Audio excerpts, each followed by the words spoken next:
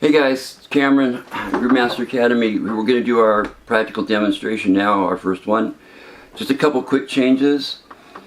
I've had a chance to work with some students. So for the first, the F sharp minor, instead of doing 4 here and then also on string 4 here, you can do 3 here and then you have 4 here. A little bit easier. And I also showed in the video that D over F sharp with the thumb on the F sharp. You can just play the D for the first time, okay? Just those changes, off we go. 1 and 2 and.